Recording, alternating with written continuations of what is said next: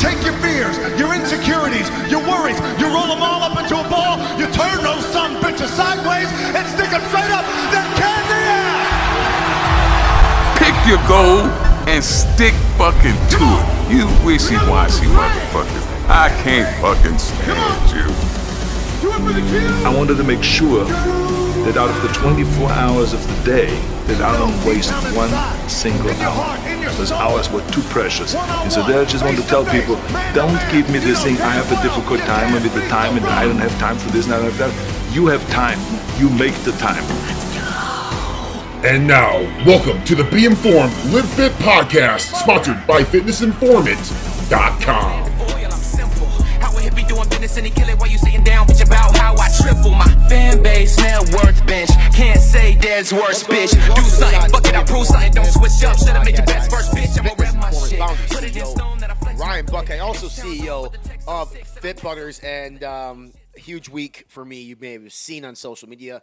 We got nationwide distribution on Fit Butters at Vitamin Shop. That's over 700 retail locations in America. And, one of these days I'll probably just do a straight episode on Fit Butters and how we did it, because I sit here and I think it's like, Jesus Christ, end of March 2020, I created my first Fit Butter in my life.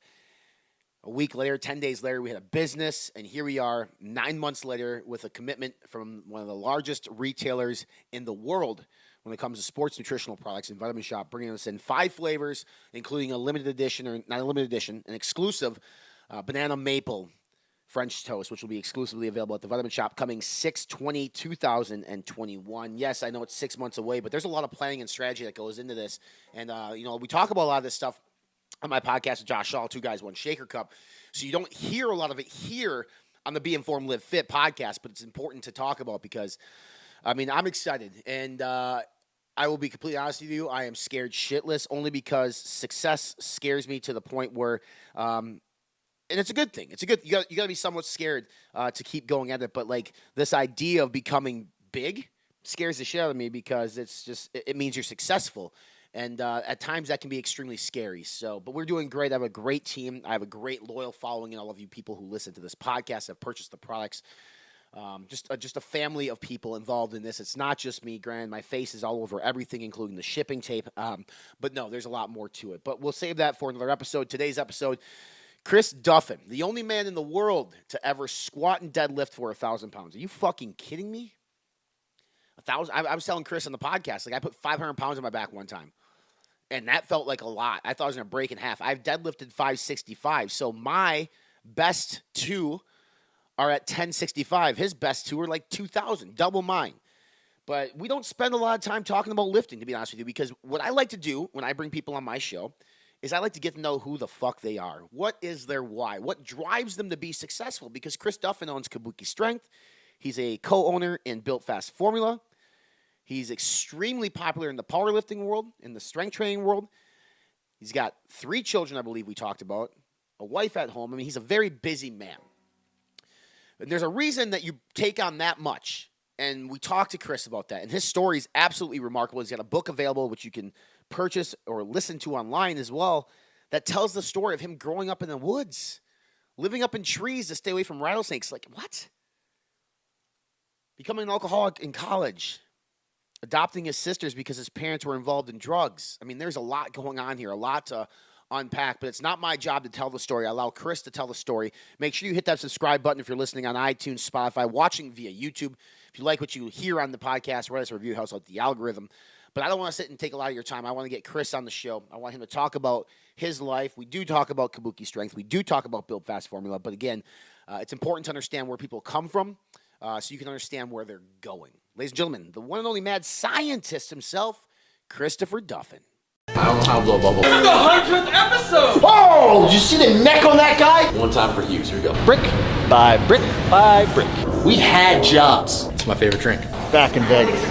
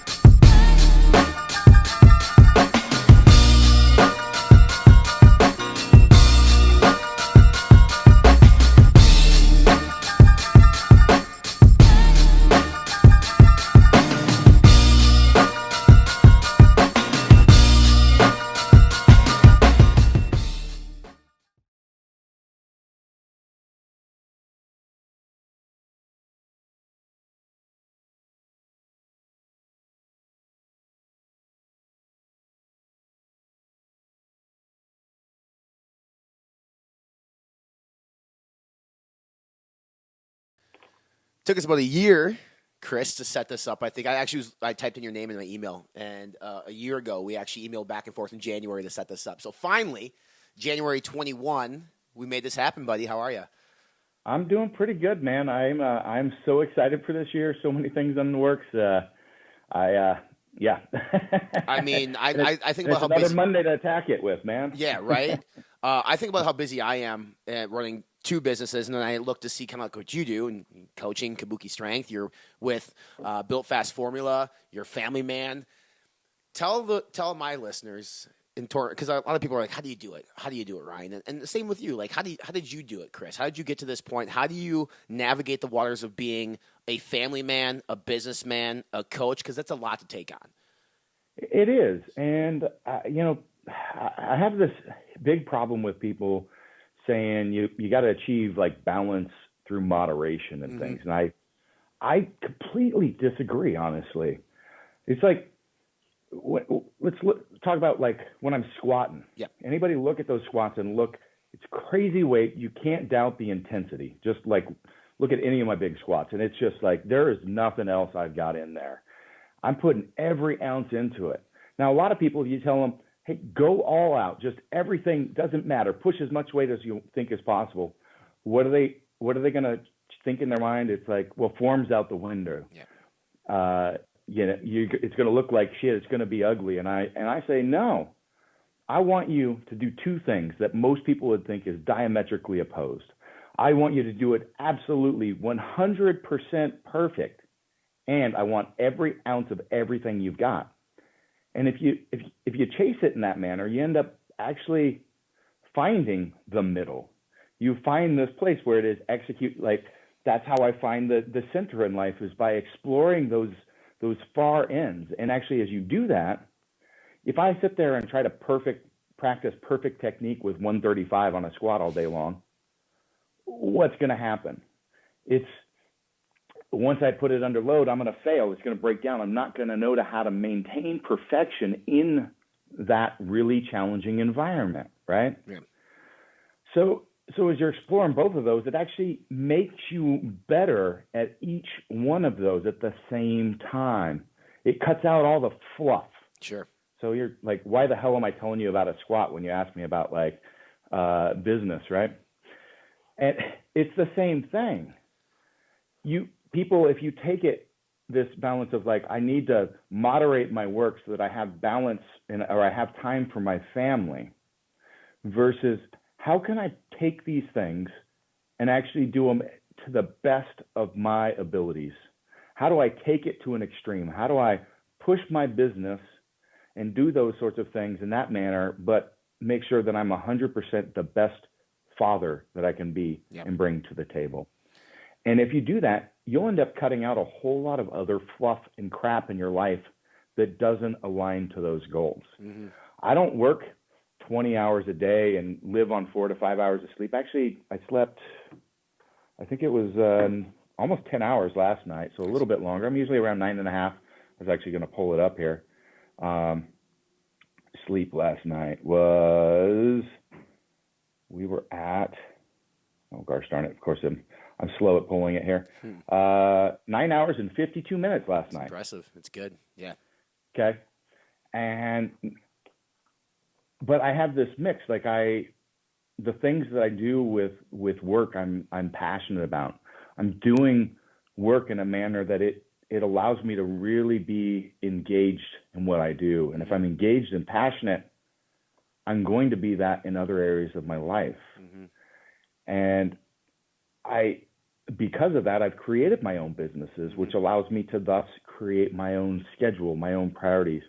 This morning I woke up, my wife had to go get her braces tightened, and I was at home with my kids, watching my kids this morning till just before getting here and being late to this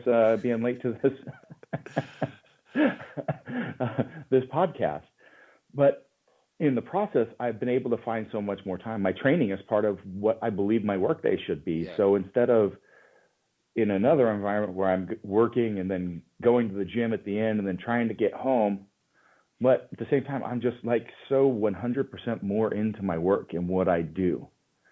And I don't have all the answers for that, but I do tell you that if you really want to understand where you want to go in life, you've got to find like how I want to live, the people that I want to be around, what I want to really accomplish in life. You will find that there's so many things in your life that you can get rid of that we're filling the gaps with. And that's how you create time. That's how I have, Kabuki strength. I have Build Fast formula. I've got barefoot shoes. I do crazy things in the gym, have done. I've got these over the top hobbies. I build, vehicles from scratch. If you look on, I've got a whole build thread just dedicated, an Instagram page to one of my vehicles, which is this over the top. It's got 47-inch tires. I designed my own 4-wheel steering system for it. I can press the button and actually fill up the tires or deflate the tires while I'm driving down the road, steering either axis with 4 seats or a bench seat. I can put my whole family in this thing with a complete exoskeleton. Like, how do you find time to do this sort of stuff? Right. Well, cut out the fluff. Yeah. And then make sure when you're cutting out the fluff, you'll actually make sure all the things that you are doing are putting you one step forward every day towards the things that you want in life. And you're going to end up accomplishing so much more than you ever thought possible. Yeah. Folks, I'm talking to future New York Times bestseller, it seems like. That's a lot of philosophy. By the way, that is. I'm working on my next book. Yeah, I was going to say, we're going to talk about New York Times bestseller here. It's like that book, like Unfuck Yourself, where they talk about cutting out the shit in your life. I know there are going to be people tuning in this. I do have a bestseller, but I already have a bestseller. Yeah, which one is it again? The Eagle and the Dragon. It's a book about my life and a little bit about my life philosophy, and it's a bestseller in like human psychology, That's awesome. Motivation, self-help, it's on Amazon, it's on Audible, it's on Barnes and Noble. Love it. So if you go to my website, just my Chris Duffin site, which you'll link through to Build Fast as well. Yep. There's people can get a free audio download of it, as well as another book if they sign up for an Audible account through it. So it's pretty badass. I read it myself because this shit's important to me. So I step up late. Like I said, people are like, how do you get all this shit done? Well, I don't do a lot of other worthless shit in my life. Husband, father, book writer, coach, building cars from scratch. I love it, dude. And I think a lot of people are going to tune in this podcast and be like, when do you get to the powerlifting questions, Ryan? I'll get there. But there's so much more about you as a person. I want to lay the groundwork too. Let's touch on that for a second. Because this is like, people think, I said when I did the big squat, I said, I'm done with heavy lifting. Like, well, what are you going to do now? You're going to get bored. It's like lifting was just one way that I express my values and the way that I want to live in the world. Right. It's so many people define themselves by that thing. Like, I am this, I'm a power lifter, I'm a bodybuilder, I'm a businessman, that is one way to express it. And if you find other ways, it's not the end of the world. I interrupted you. No, you're good. I love to figure out the history of individuals that come on here because it kind of allows me to figure out what their why is, what drives them. So take us back. Tell me about Chris Duffin, the boy. Growing up, how was your childhood? What were you into? Things of that nature. I grew up homeless in the woods and living in tents or at times like beams strapped up into the trees because it was in Northern California and there was a lot of rattlesnakes. And was in an environment that when my parents were growing drugs. A lot of those are legal these day and age, but Northern California in the 70s and the 80s, there was people running around with machine guns killing people. Sure. Jesus Christ. So I knew murderers, there was drug running, there was this is stuff that's covered in my book, by the way. There's a lot of trauma. There's a lot of shit in my life. Like I had to learn what type of mushrooms I could pick, the ones that were going to kill you and ones that weren't. Be down in the stream fishing during the day while my parents were out either logging, mining, growing weed, depending on which era of my life. So I could bring home, I'd catch the grasshoppers in the field first, and I'd put them on, and I'd go down and fish, and I'd catch fish all day long, and then that's what we would eat for dinner.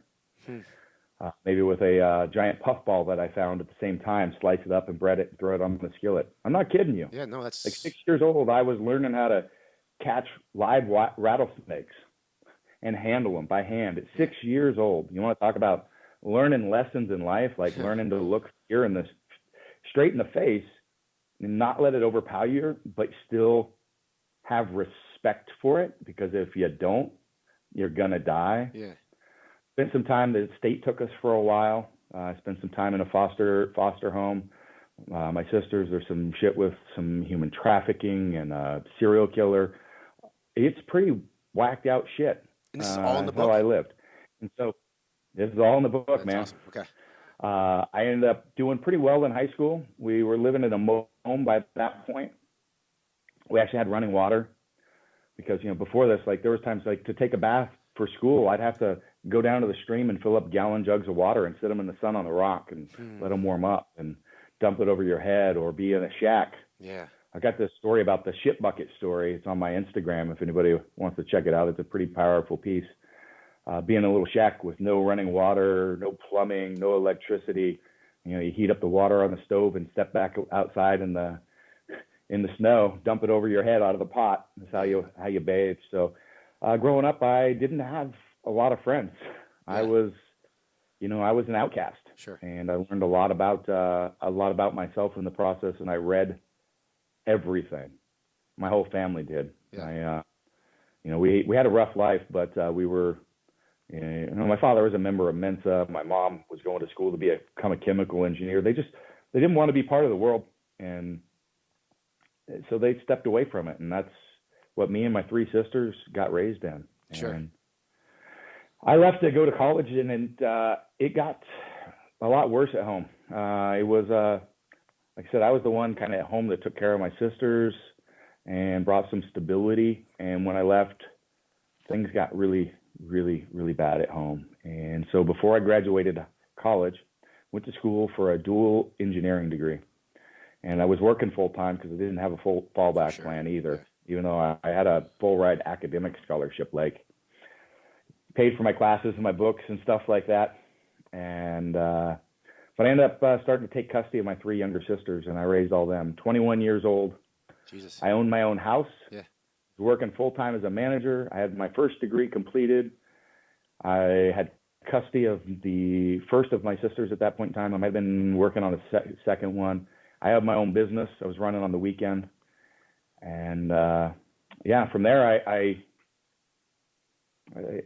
took steps to just take care of myself and my family as best as I could. And I grew pretty rapidly. And I didn't finish my second engineering degree. I was like 11 credits shy, but I went on immediately, got my MBA. Mm-hmm.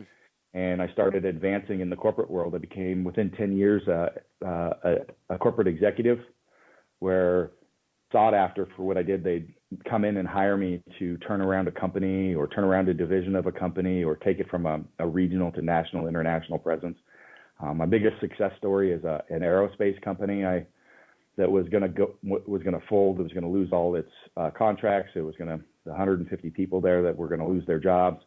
I turned it around to become the best supplier in the world in its class for Boeing. Made it financially successful and turned it around and got it sold and saved everybody's jobs. So that's what I was doing, and I was lifting weights on the side. Sure. I started lifting in 1988. This little skinny kid with no friends in junior high, doing jump squats and push-ups to failure, and lifting has been just with me my entire life. Outside of, I think I took a break for about a year and a half in college when I was really struggling with alcohol abuse myself. Mm-hmm. And that's how I got myself back out of it. I started hitting the gym again, and it's been there. I started competing in 2000 in powerlifting, and I competed up until 2015. I was ranked number 1 in the world for like 8 years straight. In one discipline or another, I opened the first gym on the side. Actually, while we were running the aerospace company, I opened it with my partner, Rudy Cadlub, in 2009-ish or so. I had like this giant garage gym that I was training a bunch of people at. Sure. And then we opened the gym. And then in 2015, I was really successful in life. I had the house with a white picket fence. I was married. I had 2 kids. I had the corporate job. I was making tons of money, and I went, I got the American dream, but is it my dream? Right. and I walked away from all of it. Yeah. For my kids. I didn't have passion in my marriage. I walked away from all of it. So lost my retirement savings, everything that I had earned for the last 20 years. I had a couple homes, sold my homes. I leveraged all my 401k. I went through a divorce and kabuki strength. I quit competitive lifting because it was too much still defining who I was. And I started on this process of seeking something that I really wanted to do in the lifting world. And so I combined what I was this idea for how I wanted to personally express my strength, and combined it with fundraisers, and started basically exhibition lifting. You can call it gym lifting, YouTube lifting for the gram, whatever the hell you want. But that's what I did. I proved myself. I'd done my time on the platform. Yeah. And I founded Kabuki Strength, and a couple years later founded Build Fast Formula. And I am doing what I want to do in the world, which is helping people live a better life through, let's think about this past experience, what I grew up through. Right. I'm helping people understand and build strength, build resilience. And how we do this is understand that challenge, stress, all these things, they're a good thing. And you become a more resilient form of yourself, a better version of yourself. And you can choose exactly how you want to live in this world and do so. And so our companies are built around the physical aspect of that. But that's why I did my book, The Eagle and the Dragon, is to help people to understand the emotional, the mental, the spiritual side of this stuff, that you can not have that stuff, one, be a definition of who you are. Just because bad shit happened to you doesn't mean that's who defines you. Right. And just think about this from the gym aspect. So many people, you meet people and you go, hey, tell me who you are. And they'll tell you, I'm the person with a bad back. I'm the person with such, like, they define themselves by these things, and like, I'm going to forever be that way. Well, if you choose to, or I'm going to be the person with the bad back that overcame it. Mm-hmm. I'm the person that worked around it and was able to do other things. And so that's what the book's for, but the physical nature of it. And that's what I have a gift for. So I developed a huge background in biomechanics. I was taking continuing ed in the clinical space, and my friends now and the people, my mentors, the people I work with, are some of the best clinicians and researchers in the world of human performance as it relates to spine biomechanics, physical therapy, developmental kinesiology. And I integrate all this stuff in my work to help people. And that's what we do. We get people out of pain. We get them living a better life. We get them training and understanding that having load, having challenge in life is something that's gonna be additive. Mm-hmm. And in those people that already did it, we break the barriers of going, you don't have to be the person that like, oh, I was strong until my back went, my knees went, and all these stories of people that you hear, like, I used to lift more than you until my knees, blah. Like, that doesn't have to be the way if you do things right. Right. And then that's why I do the lifting that I do. Sure. To walk the walk and show people. For sure. I want to just, like, the reason, obviously everybody's heard the story here. It's like, all right, there's key themes that come out of there, right? Like, there's survival. I think survival is a huge key theme that came out of, like, your childhood. You had to survive. It was either survive or whatever, right? Whatever the alternative was. And obviously you're implementing that into your life now. Responsibility. I mean, there's so many things that as a child you had to endure to put you in position. And going through my head when you were speaking is like, most times in that situation, that individual is going to be caught in that environment. They can't escape it, or they choose not to escape it. And you did, and that's great. I'm curious on, like, the social aspect, because you said you're kind of an outcast. Like, there could be some social awkwardness. You're speaking to me on podcasts amazingly, and you speak to people for a living. So were you ever socially awkward as a child in that environment, or did you just have a knack for being able to speak to people, although you weren't really around them all the time? I was definitely very socially awkward, incredibly so. It took me a long time. I didn't have a lot of the normal socialization. I didn't even really have friends until I hit junior high, high school, and I hit a lot of who I was. And I was I had a few friends, and I was in the nerdy group. I'm still a nerd, by the way, just a really strong nerd. Yeah, right. And it definitely was not popular. And it took me a long time to kind of work out of that. And I started that process in college, and I ended up getting a job as a production leader, is what they called the job, but basically a floor level supervisor in a window manufacturing plant as I was finishing up my degree. And it was probably the hardest thing for me to be able to do that, to walk in and like lead a group of people. And I decided that was the path that I was going to go. I decided to go the path of most resilience, right? And as I did that, I forced myself to be in these situations. I forced myself to be up in front of people on a regular basis. And I forced myself to be the one having difficult conversations when it came to performance and things like that. I forced myself down this path within my career of becoming really good at becoming how to deal with people and how to coach people, how to get people to accomplish more than they thought they were ever capable of themselves. And I did it because it was really rewarding. Right. You know, I went to school to sit in front of a computer, and that's a great job for people like me with my background. Yeah, right. Sit there and draw parts. And a lot of engineers never go beyond that because they never make it into management or leadership because they're not skilled in those directions. Right. And I went that path specifically. And so it was a lot of years of just, you know, trying and practicing. And then everything, it's constantly led to another thing, right? When I was lifting, I saw so much going wrong in the world of training, fitness. I just started filming myself in my gym way back in the day. That's how I started my YouTube channel. Yeah. It was just this random conversation. I'd pull people together, but I was, you know, and I'd cover a topic and we just film it and I'd throw it on my YouTube. It was just what we did. And I've just constantly been putting myself in those positions. And yeah, now, you know, I'll step in front of rooms of hundreds of people. Like I've presented on doctoral level material to rooms of 100, 150 doctors. Like so over the course of that, you end up just developing confidence, being comfortable with. At the same time, I stumble over my words. I'm not the most eloquent. Like this stuff's easy for me to talk about. It's just my life, right? Yeah, but what I found Go ahead. is just being authentic. Yeah. Being myself was my path to getting there. Like when I was in the management stuff, I always saw, you know, these great managers as being these really articulate people that could get up and throw a motivational speech. And I'm still not good at that.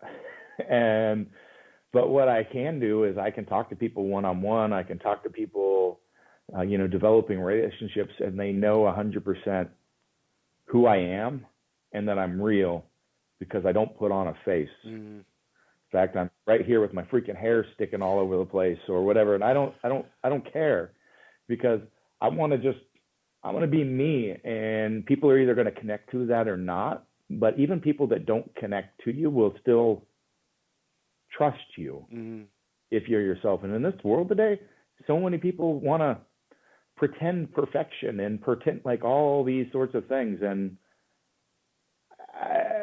that lack of authenticity, like before we got on this call, I was talking about a lot of social media or celebrity people in LA. I'm down there quite a bit filming things, and a lot of them moving to Texas. But like, it's crazy. You go into LA and even just sit outside a coffee shop and watch the people coming in and out and talking to each other. And it's one fake face after another talking to each other, putting on fake pretenses. And it's like so visible. Yeah.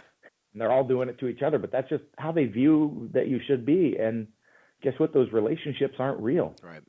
Yeah, it's crazy. I can't imagine. I mean, I'm not saying being in the Midwest means we're all authentic or whatever, but it's one of the ways that I've carried myself too. Is if you're authentic, people can relate to you. You can develop good relationships. You can help people.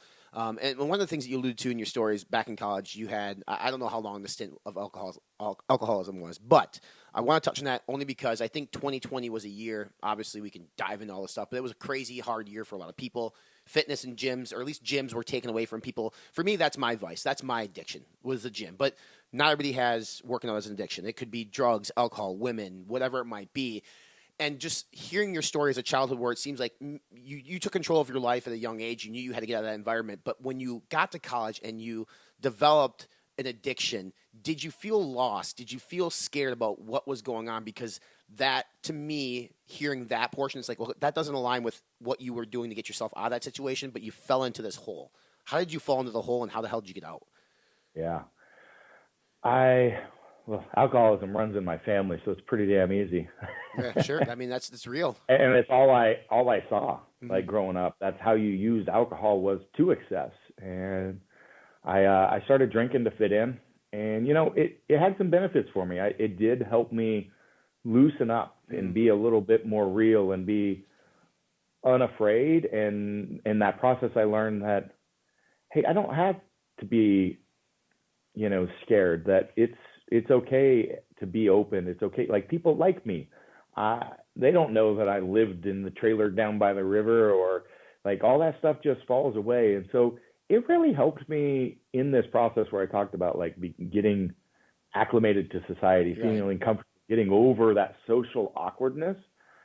But then I started drinking too much, and then I'd be drunk for basically like 6 months, pretty high functioning, because I'd go to work, I'd go to school, I'd do all this, but my head was not clear. And we're not talking like a normal college life kid just drinking. We're talking like in excess of that, correct?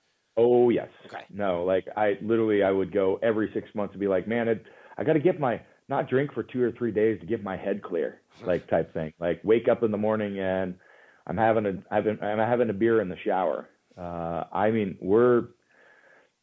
When I talked about the balance of extremes, that's the way I live life, is in extremes. Yeah. And I went off, and I thought it was okay. Like I said, I was raising my sister at the time. I was working. I was like, you know what? At least I'm presenting to her, because she's seeing some of this happening, that, hey, I'm working hard, because I was busting my ass. I was a functional alcoholic. And I'm like, that counterbalances my ability to play hard. But I felt like it got so bad, I just felt like I was dying inside. And it was tough. And then I started lifting again. And that got me to where I would just go on a bender over the weekend, like Friday, Saturday, Sunday. And then I'd go into the gym Monday and I'd be sweating, literally sweating booze out my pores. And by Wednesday, I'd finally be not sweating booze out my pores while I trained. And then Friday I'd be back around. And it was just this cycle, and I couldn't clear the cycle, because by that time I'd created the environment around me. Mm-hmm. If I got home, people would be sitting there waiting. There'd be a caterer at my house. Yeah. There'd be, like, I couldn't escape it. It was a smaller town I lived in, and I went from being that socially awkward guy to being the center of the party. Like, I can be a bit now, and I've learned I can be a bit charismatic, right? I learned how to connect with people, and people wanted to be part of that. And did you feel obligated to be that at that point? Like, you were scared to disappoint people? Like, there was just no escape it. Yeah. Like, that was my entire social circle. And that's, like I said, I knew I wanted to go another path, and I just couldn't exit. I'd exit it during the week, but you never get there. And so I owned the house. I gave the keys to my sister, and I got in my Jeep, and I drove, I'm not sure how many hundreds of miles away, but from one end of the state to the other. I was down on just like a couple minutes north of the California border, and I went up and drove to Portland, which was just a couple minutes south of the Washington border. And I crashed on a friend's house. I'd quit my job, obviously. Crashed in his apartment downtown, and I started applying for jobs. And I completely removed myself from that environment. I'm like, I have to make a change. I'm going to die. Yeah. Like, I'm walking down the path of what I saw my parents do, what I saw people do around me growing up. I'm like, I can't do this. I'm not escaping the environment. It's a small town. It's the things I've created. Like, at this point, I'm pulling up stakes, and I'm restarting. And so I did just that. I said, I'm refocusing on my career in lifting. And so that is exactly what I did. And that's when I started that path towards that, excellence in the executive world. So when I got my MBA, that's when I got back to lifting. I think I was like $180 in college, and it was 6 months after I rolled into Portland. I was 220 pounds. I was back in the, it was like, got to have my protein every hour and a half, waking up, I'd have an alarm set at night. I was just like, I'm just 100% bodybuilding lifestyle, right? I traded one addiction for another. They say, don't do that. That'll never work. Mm-hmm. They'll say it never worked. Oh, by the way, I got a DUI during that time too. So, it was just fairly serious. Yeah. And, I traded one addiction for another, and they're like, that'll never hold. Well, here I am, 44. Yeah. And this is still my life. And you know what? I drink today. I'm kind of known. I have this thing called whiskey and deadlifts, and T-shirt's awesome. But I the thing is, like, I can drink and it has no effect as far as in that essence for me at all. Like I might go 6-9 months without even having a drink and not think about it. And when I do, it's a drink or two. Mm-hmm. Like I have no desire whatsoever. Every now and again, the wife will be on a kick and maybe we'll have a glass of wine, 2 or 3 nights a week for a while. Right. And then we don't. And when I was deadlifting heavy, my heavy deadlift sessions during the week, I'd have 2 or 3 drinks. And when I wasn't deadlifting, it wouldn't happen. And when I quit deadlifting heavy, I quit doing that. Like it created going to that other extreme. I didn't have to walk away from it completely. And I have literally no issues at all. Yeah. And they say you can't do those sorts of things.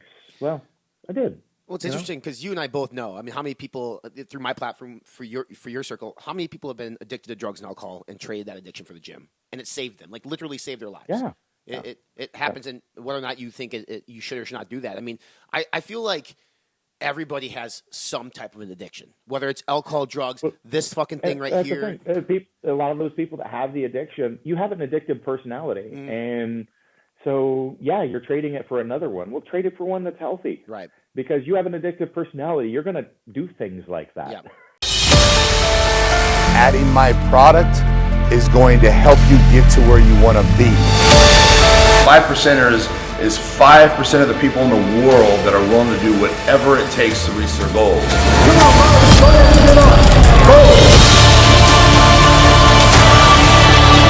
we're talking about business, success, education, willing to do whatever it takes. Whatever it takes. Whatever it takes. Whatever it takes.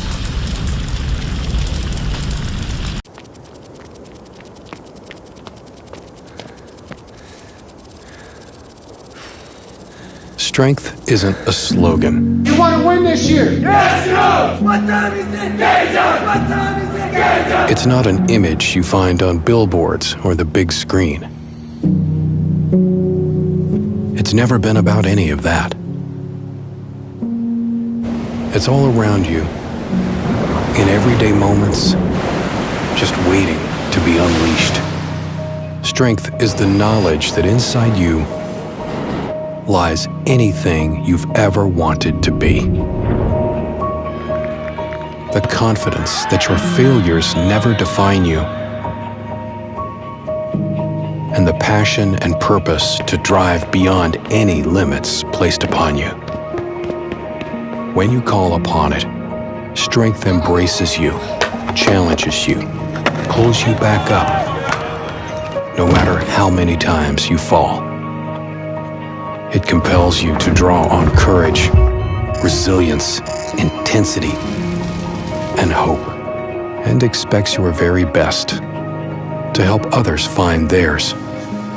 True strength demands you build more than muscle, not in pursuit of a personal best, but a better tomorrow for everyone.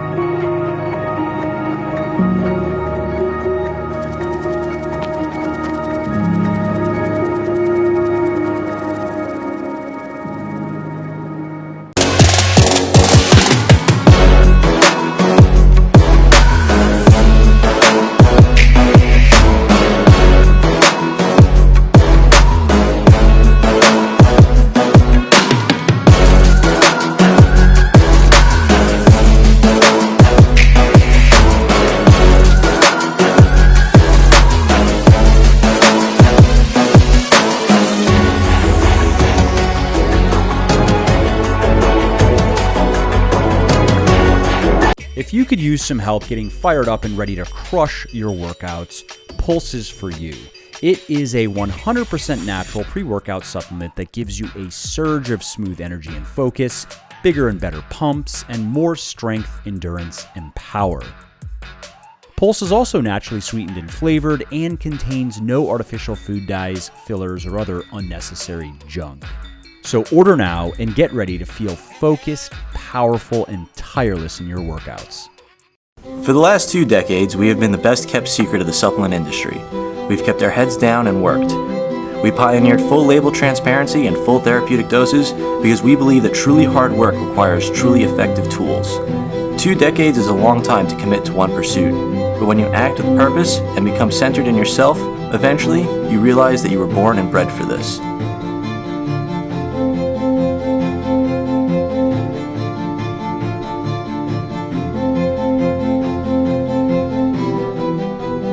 The things you once thought impossible, you now do every day.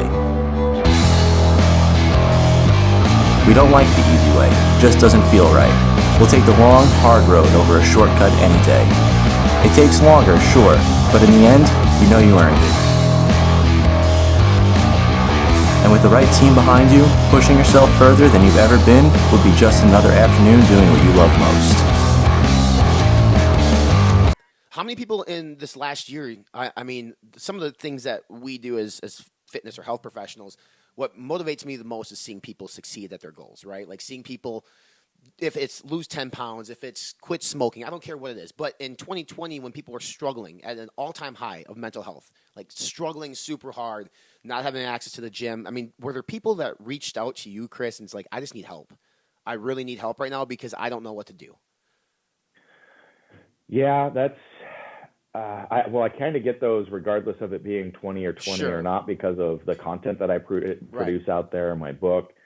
And, you know, it's interesting thing being somebody, you know, the performer side of the person that does like over the top things, that accomplishes big goals, and people are like, wow, that must be so rewarding. I'm like, yeah, but it's not as cool as when you get that message back from somebody that you've been talking to or has read your work or that you've coached that has gone on and done something that they didn't think was possible, that they like the feeling there greater is like helping somebody reach and achieve that is so much greater than when you go do it yourself. Actually, to know that you had a part, you know, that impacted people in that manner there's nothing that replaces it. Right. I mean, that's why we do what we do here. And so yeah, I don't know what else to say there. That's just that's the thing that gets me going. Right. You know, especially in this world of social media where there's somebody will find something wrong with whatever you've done.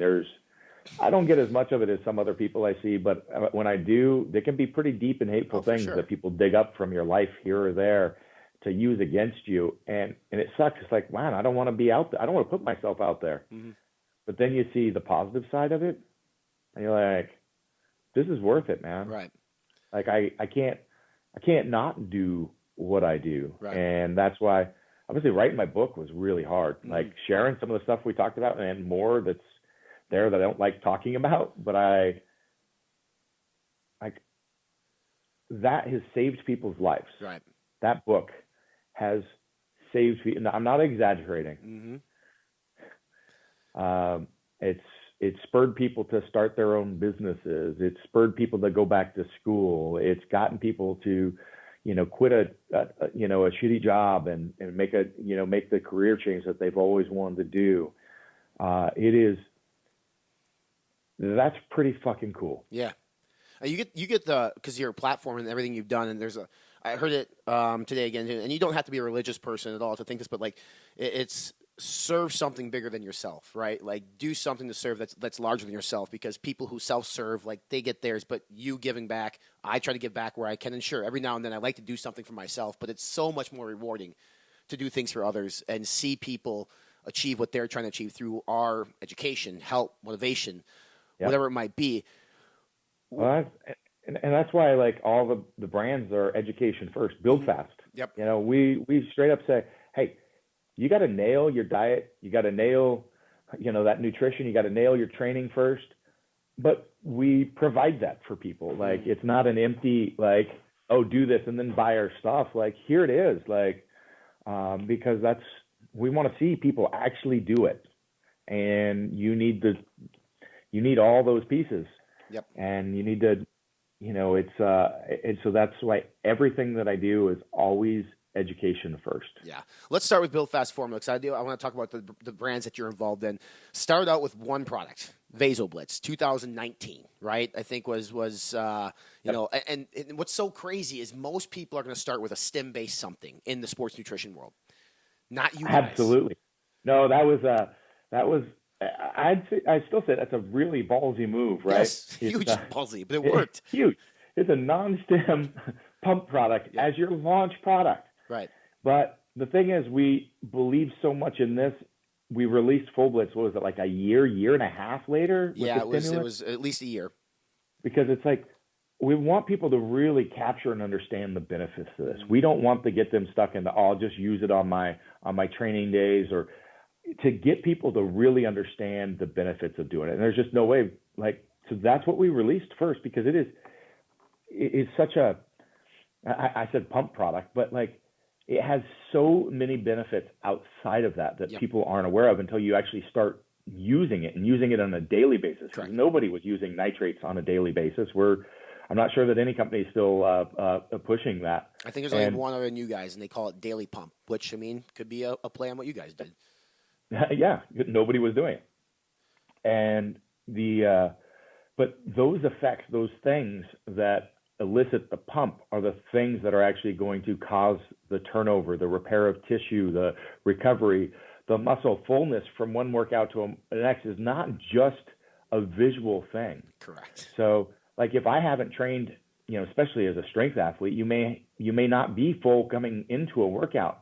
And so, if I'd taken too many days off or something like that, I'd end up having to train full body for a day or two to fill back out before I could go in for a big heavy squat session, right? Yep. But then that takes away your reserves as well. So it completely changes the game, even for a strength athlete, and how you structure your training and what you do because of that. And then, like I said, the recovery aspect of it is just phenomenal. Mm-hmm. Everything that I believe in and do from a recovery aspect, outside of the number one priority, which is sleep. Yep. So sleep is number one. Sleep, you got to get your nutrients. But every other is a play on enhancing blood flow. Yep. That is going to be the driver. This is even, I'm sorry, it's prevalent in this field, but the use of PEDs. Mm-hmm. If you're using a PED and not using VasoBlitz, you are vastly missing out, because it magnifies everything that someone does in those regards to nutrition and train. It magnifies that. We're going to get more of all the things that we want to the materials, to the body, and get that turnover and that flushing. And it's just, it's massive. And people always think of that as just this pump product. It's going to make you look vascular. It's going to have a great feel in the gym, but it does so much more. And then not even getting into the cardiovascular benefits of this, which is actually they use them just for that with a lot of the anti-aging doctors. So I work on the clinical side a lot in those areas, and there's so many people in that field, they don't realize that their whole market is 60 plus sedentary people. And what are some of the products they develop and sell? If you get into those sites, which you've never got, none of us are normally perusing the supplements for those on that end, it's nitrates, right? There's massive amount of research on what it does from a cardiovascular. Just straight up simple stuff like it's less demand on your heart, right? Mm-hmm. Oh, again, the PED users, lower blood pressure and less demands on the heart that's going to cause ventricular hypertrophy, really basic, fundamental, amazing stuff. And improved anabolism, improved hypertrophy, improved ability for muscular endurance in the gym. What does all that mean? Oh, I'm going to be able to train more and longer. And what happens if I do that? Right. And if I recover better, that means I can put more training in a smaller block. And I talk about training science on a lot of podcasts. We haven't gotten into it here, but this is If you want to get stronger, you want to get bigger, it's all about getting, more frequent, the more amount of work that you can do in a given period of time. So more work in a week, you're going to get stronger. You're going to get better results. And again, so we put this together. I'm going to work out better. So I'm going to get more volume, more training per workout. I'm going to be able to train more frequently because of the improved recovery, right? If I have a gap or whatever, I'm still going to walk right back in and hit an amazing session because I am full. And at the end of the day, I'm going to look better too. Yeah. No, it was great. I mean, it worked. And I think, we obviously, it skyrocketed to the top of our number one, we'll call it non-stim pre-workout pump powder at Fitness Informant. Then Full Blitz came out a year later. And the only pre-workout that I had seen on the market at that time to use 800 milligrams of DMAE, which is, I mean, it literally, if anybody's ever, let's preface this. It's not Adderall, okay? But it gives you like the feeling as if potentially in terms of you're zoned in, you feel great. 335 milligrams of caffeine. I think it's 2.5 milligrams of yohimbine. It's a really well done, simple, but very effective pre-workout. Yeah, I mean, that's the thing, because there's so many that are smack you in the face pre-workouts, because it's like you want to drive to bounce off the walls. And actually, if you've been in the game for a long time, you know that you actually need clarity and focus. You need the energy, but you need it directed. And it's a different kind of experience. Right. And that blend delivers it. It does. Yohimbe by itself, I actually honestly hate. It makes me feel in this weird spot in my head. So like a lot of people will ask me, they're like, man, I don't know. I like your product, except it has the Yohimbe. Well, the Yohimbe with the DME is a totally different experience. Right. So it's the blend is just phenomenal for this crazy level of energy, but the ability to actually stay focused and have the clarity to be able to pull off, some heavy stuff if you need to, and not be your mind all over the place. And you're just like, I don't need to mow the lawn really fast. Yeah. I need to I got serious stuff that I'm doing in the gym, and I need that focus, and I don't want to crash afterwards. Yep. That's the other one that most of those two do too. 100%. Is this, you're going to have a big down where it's just beautiful, nice, tail off from Full Blitz. So yeah, thank you. I'm glad you. What I thought was interesting about it is like you guys also included nitrates in Full Blitz, but the play is a lot of times what companies are going to do, they're going to include a pre and a pump so that way they can increase sales over time. Well, here's the thing, like with you guys, I mean, did the consumer a favor saying on workout days take Full Blitz if you want, or scoop of each if you want to get lower stim, but then on those non-training days, make sure you're taking the Vaso Blitz to have the saturation of nitrates on a daily basis, and it works. It works. I've never had a bad workout on Full Blitz, and that's not blowing smoke up people's ass. I very much enjoy it. And then from Full Blitz, you guys had, 80-20, and now you have Blitz 3D, and then you have a creatine product as well, correct? Yep. Yeah, so you're becoming a full brand here, Chris. Like you're like a legit full-on sports nutrition brand now with all these products. And we've got a lot more on the way. We're a small company, so you have to stage this stuff. We're not going to release it all at once, but let's talk 80-20 for a minute. It's a simple product. But again, like I talked about back in 2000 when I was, taking protein every 60, 90 minutes all day long and waking up with the night. And honestly, when you're using whey, that's kind of what you got to do. Right. And so if you're pushing wanting to sell protein and you want people to use that as their base, place for getting protein, that's what you do. You sell a whey protein. But if you look at it the lens of like, what do I believe in? Mm-hmm. I believe people should eat their protein, right? And honestly, animal proteins are going to be the best. Mm-hmm. But, if you want to go another, if you've got some beliefs around that, that's fine too. I don't care. But eating your protein. And so if we think about like, okay, our protein powder truly is a supplement. It should be supplementing that. That's where this concept of 80-20 comes from, this ability to, with a small dose, here or there, depending on, how your life is set up, we fill in those gaps. We fill in the gaps of where we may have a loss.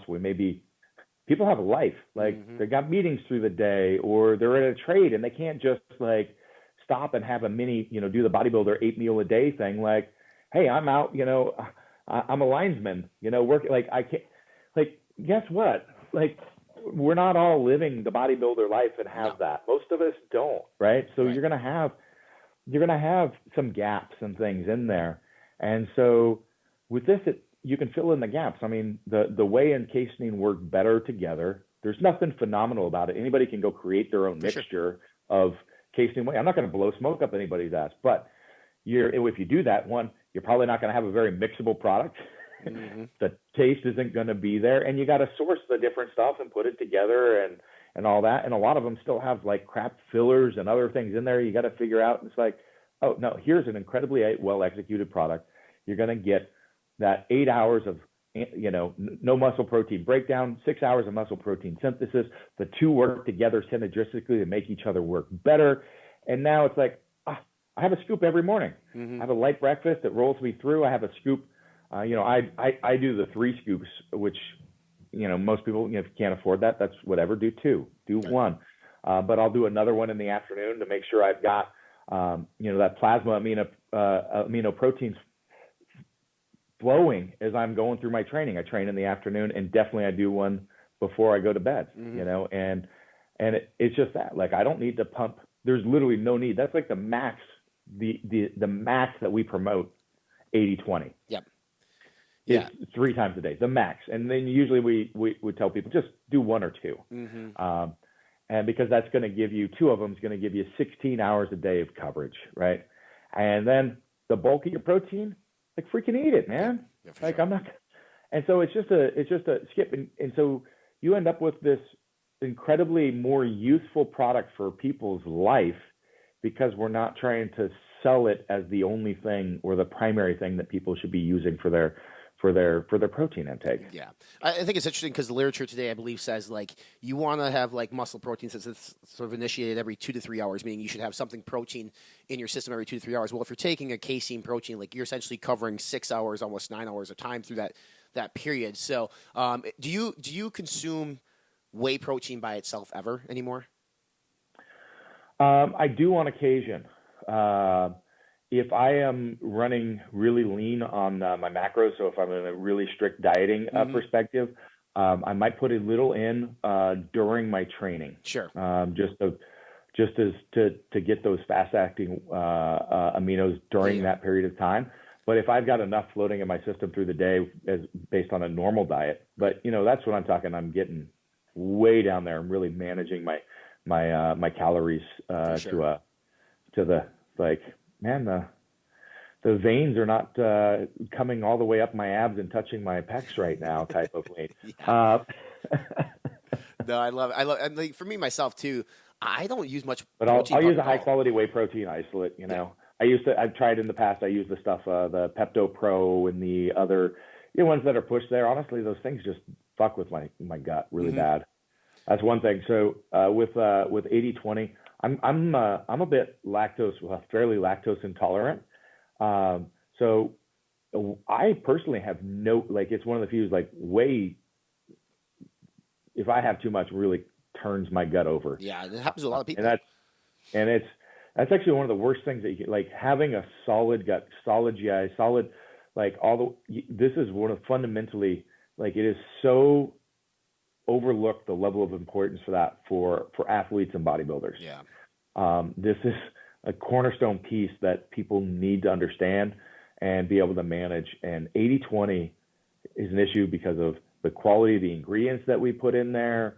It's like everything that I get no issues at all whatsoever. And there's very few proteins that will do that for me. Sure. And 80-20 is, like, at the top of the list. That's perfect. I mean, the lactose issues, or people having issues with whey protein, seems like it's becoming more and more of a thing. That's why you're seeing some of these alternates, like plant proteins, become more popular, some beef proteins, things of that nature. But I want to just revert topics here real quick and finish the podcast here, talking about on Kabuki Strength, because as shitty as 2020 was, were you guys able to keep anything in stock? We were not. Yeah, I didn't think so. I mean, nobody was prepared for this. So, like, were you just sitting in the room one day and be like, what the fuck are we going to do? Yeah, we were already behind because our growth has been massive. So January and February, we were still double the sales we were the year prior. So we were behind when it hit. And, man, we've hired, I just signed the lease in February. Our third building we're moving into right now next month. We have quadrupled our staff. We bought so many CNCs, new awesome. CNCs. It's wild, but those are not things that you can flip at a light switch. No. These decisions, these things, like spooling manufacturing is not the same thing as buying knee wraps from Pakistan. Yeah. It's a process. So we're getting there, and I'm really excited for this year as we're really seeing the results of ramping up our manufacturing process and being able to meet our customers' needs. But yeah, after the end of the summer, after July, we had to actually start limiting our sales. We don't do any ads, and we restrict the amount of sales every day. It's crazy. I mean, because you guys, obviously, Kabuki Strength is, you guys have the equipment, you have the apparel, you have the coaching, lifestyle, I guess you could call it. But it's quickly become one of the most trusted names in powerlifting, in just strong. I mean, it's like to do that in as quick as a time period as you guys have. Every professional sport in North America. Well, we cover probably 90% of the teams in professional sports. So like Major League Baseball, there's 3 teams that don't use our stuff. I mean, you walk into the Yankees, you walk into the Dodgers, you walk into the teams winning the Super Bowl, you walk into the athletes' home gyms, 600 plus colleges, Tour de France teams, the team that won the NHL Stanley Cup. Like we're everywhere in a matter of a few years. Like that's a globally recognized brand. It's absolutely crazy, and I think it just says a lot about. I mean, just even speaking to you, and to be full transparent to our listening audience, like I didn't know a whole hell of a lot about you, Chris, before this podcast. Like we've had conversations a little bit here and there. I know some stuff about you through Matt, but even in a 45-minute conversation, you could tell that you and I are wired very similarly in terms of like we don't ever half-ass something, right? You don't put your toe in the water. You dive in, and case in point with everything going on here, you guys have a huge week coming up here in February, an education week. I believe it's February 1st through the 7th. Is that the dates? Oh yeah, and So Kabuki Education Week. Go take a look at this. This is the best list of presenters you've probably ever seen in your life. Yeah. So because of our authority in the field, we've been able to attract the best of the best as far as everything sports performance related. And so for an entire week, there's lectures being put on. They're live, so you get access to be able to ask the people questions in the Q&A directly. It is $99, and it is, like I said, it's 55 of the industry's best presenters. You've never seen an event like this before. So definitely check that out. It's awesome. I'm just going to name a few names here just because my audience will probably recognize them. BPAC is part of this. Ben Pekulski, Joe DeFranco, who I absolutely love. I think he's amazing. C.T. Fletcher. I mean, I think everybody's heard of him. Julian Smith, who's your neighbor up in your neck of the woods up there. I mean, amongst just there's is it Steffi Cohen, right? Like dealing with injuries and back pain. Like the actual topics too aren't just like, hey, how to squat 900 pounds. I mean, it's applications that we can apply to your life. One of them I saw was on pregnancy. My wife is pregnant right now, so like right away I'm thinking like, who does that? Nobody offers. Like you guys are offering. Essentially, it looks like A to Z topics when it comes to health. What happens? You're gonna be trying to physically prepare for that process, and once you've had a pregnancy, there's how do you return to activity afterwards? How do you like these are important topics, and they cover the materials and stuff that we cover at Kabuki, but we have the best people covering like so many things. It's pretty powerful. I love it. I mean, in terms of like the actual equipment, I got to use the Duffalo bar before, and it's one of my favorite bars to use. It's so unique and different. My gym luckily had one. I don't know why, but I want to bring the podcast here full circle as we wrap it up, as we don't go too long. But you're a father now. Obviously, you experience your experiences from your childhood. What type of like what do you want your legacy as a father to be, Chris? As you obviously we all get older and we all it's inevitable what happens to us, right? But as a father, I have a feeling just speaking with you, that's probably your biggest pride and joy in your life and your biggest job. What legacy as a father do you want to leave? I've got 3 children. My son is 12. My first daughter's 8, and my youngest daughter just turned 3. Awesome. And there's so many people in this world that you meet that are great at telling inspirational words or telling you how to live your life or do these sorts of things. And what I want to leave my children is a legacy of showing them that you can form the world around you and live the way that you want. You can create the world that you want to live. And I'm going to do that through my actions and walk the walk. And that is like the driving component of my life.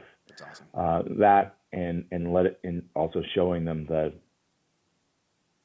the ability to reach and connect to people, the ability to be able to leave a mark on other people for the better. So all of that is wrapped around this, trying to leave the world a little better in any manner that you can. But it's really just driving home the point of all the work that I do is to show them they can do this. And in whatever manner they choose themselves. That's great, dude. I mean, it's wonderful to hear that message. I feel sorry for any boys who date your daughters growing up, because if they do them wrong, you got Chris Duffin on you. But I love your story, dude. And obviously, we'll put all the links here into the podcast and the website so people can check out the book, whether it's on Amazon, Audible. You guys can go into the store. Kabuki Strength, Built Fast Formula. I mean, the dude, he sleeps 10 hours a night, and he still has multiple businesses, a wife and children.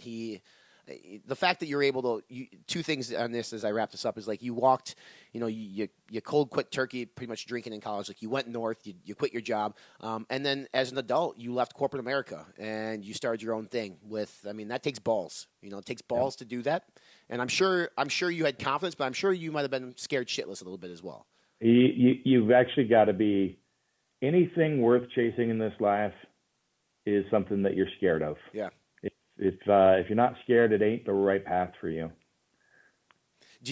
I got to ask this now because I don't want to. I was thinking. And about we this should today. probably cover lifting too at some point. I'd probably mention for your listeners that don't know, I'm the only person that's ever squatted and deadlifted 1,000 pounds per reps. It's disgusting. It hurts. I had 500 pounds on my back one time for a squat, and I thought I was going to break in half. I did it for a rep, and I was proud. I can't imagine. Like, I look at what Ronnie Coleman did. When he's repping out 800 pounds on squat, I'm like, what? But, do you have any worries about joints, anything that as you get older from doing this much weight? You take care of yourself, obviously, but, as you age, we break down a little bit. Yeah. Well, actually, my breakdowns are from earlier in my career when I didn't know how to move correctly. So I've got some elbow problems. But the things that I have done that were phenomenal over the top were after those injuries and didn't result in further trauma. I had, I had herniated discs when I was younger. Well, I've overcome those to demonstrate the highest level of torso stability that you can without pain. And talk about stress and adaptation making you more resilient. My bone density is 4 standard deviations from the norm. That's like 0.0006 or something. My training partner, who's 71 years old, look up Rudy Cadleb if you want to feel bad about yourself. 550-pound deadlift and like 500 squat and 300 bench at 71 years old and 198 pounds. His bone density is 5 standard deviations. Like when you lift weights, it leaves permanent structural change in the body for the better. We're talking connective tissue, fascial changes, and changes to the bones themselves. Most 71-year-olds are worried about falling down and breaking a hip. Yeah. Like Rudy's bones are like, and my bones, same thing. We don't have to worry about that. Yeah. Well, that's good. We'll have to get you back on and dive more into actual lifting and stuff. I think that this podcast is powerful a lot because people get to see the man behind the brands, behind Kabuki Strength, behind Built Fast Formula, and realize that you are a normal person who happens to be an absolute freak when it comes to strength. But you have feelings, you have desires, you have drives, you have things that scare you. And I think that's important for people to connect to brands, is to understand like what your driving force is and what your why is. And correct me if I'm wrong, Chris. It feels to me like your why really is like your children and your family. And the reason, and obviously making an impact on other lives, because going back to that statement I said earlier, like serving something larger than yourself, I feel like that you embody that whole thing. That is 100%. You're spot on, man. You captured a lot over the course of this discussion. Try to. All right, guys. You guys can follow him. He's at the Mad Scientist Duffin on Instagram. I'm going to post all the links so that way you guys can see. But kabukistrength.net is the website. There is a kabukistrength.com as well for coaching. The Education Week coming up. It's kabukieducationweek.com, builtfastformula.com. My God, I could do a whole podcast on just your .coms for the businesses. I love it, dude. I appreciate you coming on, buddy. Thank you. It's been really a fun conversation. That's like a holy shit interview right there with Chris Duffin. I'm going to have to bring him back on so we can actually talk about lifting weights, drinking protein shakes, one more reps, things of that nature. But I greatly appreciated his perspective and point of view. You know, from a businessman myself and somebody who's trying to build my, you call it empire, I get it. You know, we speak the same language. And we're very wired the same in terms of family first, but obviously it's important to be successful in what we do, because if we're successful in what we do, we can help others. And we are serving a power higher than ourselves. And I'm not talking about God or Jesus Christ or any type of religion here. I'm just saying, like, helping people in general, I think is extremely powerful. So I appreciate Chris coming on. Again, we'll get him back on the podcast. Future guests coming up, we're going to have the 212 champion Sean Clarita back discussing his journey to the stage in Orlando, Florida, and then getting his hand raised as the best in the world at 212. He'll be coming on a future podcast with us here at Fitness Informant. We also welcome in, G was in town here, so we filmed some stuff while he was in town with me, and then our buddy Jesse Westover over at Nutrition Junction talking about 2020 a little bit, and then looking ahead at 2021, maybe some controversial data and points in that, but extremely good conversation with that. This podcast is going to get rolling again, guys. Like, listen, I mean, obviously 2020 was weird. 2021 is interesting. We're looking forward to hopefully a somewhat normal 21 at some point here. I mean, we've already gotten the Arnold push to September. We'll have dates on that as soon as we can. We will be there covering an event from Fitness Informant. We'll also be there from Fit Builders and a booth as well. But appreciate you guys. Hit that subscribe button on any platform you're watching or listening. Write us a review on social media. Download your website as always. Be informed. Live